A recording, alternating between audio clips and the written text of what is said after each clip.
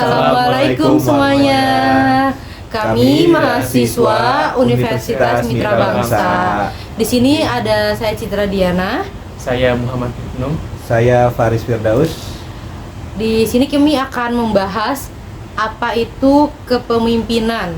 Kepemimpinan itu apa sih, Bang Faris? Kepemimpinan itu dijadikan menjadi 3 era. Yang pertama itu ada era kuno.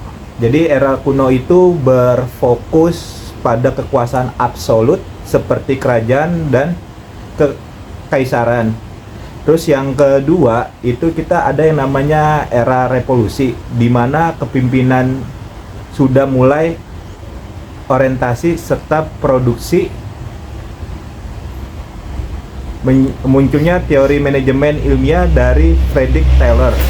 Untuk yang ketiga nih, di era sekarang kita menghadapi kepemimpinan yang berkembang menjadi lebih berbasis pada inovasi, keterlibatan tim, dan keberlanjutan organisasi.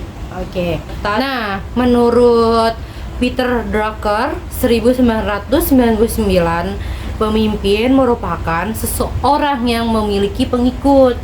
Dan kepemimpinan itu bukan hanya tentang memiliki posisi atau jabatan, tapi bagaimana kemampuan dalam membimbing dan juga menginspirasi orang lain. Dalam Pancasila itu juga ada pemimpin itu harus bersikap sebagai pengaruh yang mendorong, menuntun dan juga membimbing asuhannya atau bawahannya. Seperti salah satu asas utama yang ada di dalam Pancasila itu ada Ingarso Sung Tulodo, yang artinya itu pemimpin harus mampu dengan sifat dan perbuatannya menjadikan dirinya pola anutan dan juga ikutan bagi orang-orang. Nah, kalau di era sekarang gimana, Bang Ibnu? Nah, untuk di era sekarang, kepemimpinan sekarang ini yang sudah memasuki era digital.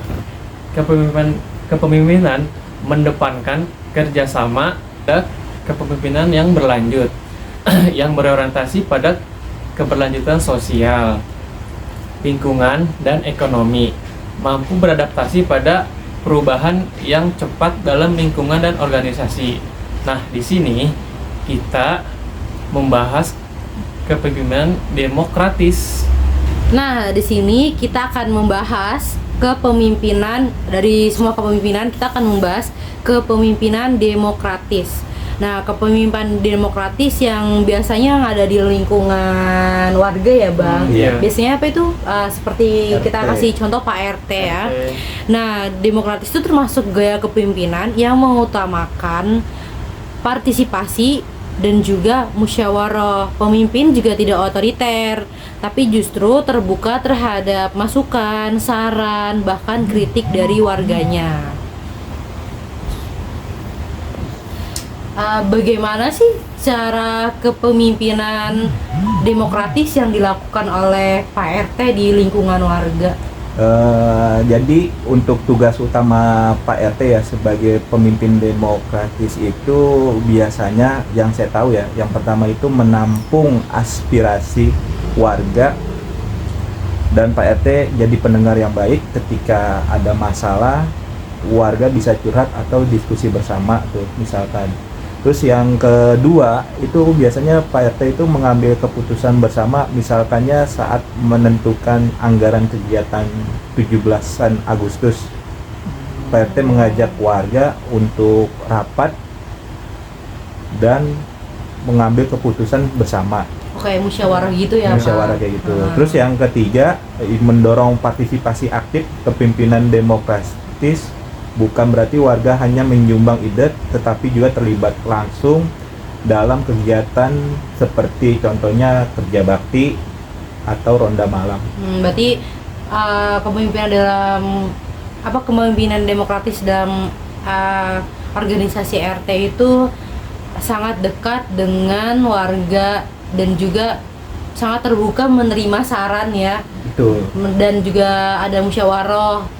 Tidak termasuk kepemimpinan yang otoriter. Oke. Oke, jadi kalau untuk di era sekarang juga sih PRT dituntut dalam artian kita membuat grup WhatsApp ya. Jadi, kesimpulan yang kami dapat tentang kepengurusan kepemimpinan, salah satunya Pak RT menjadi contoh panutan ke warga, dan Pak RT juga menjadi jembatan inspirasi warga yang mempunyai ide atau saran demi kepentingan bersama menjadi lebih baik lagi.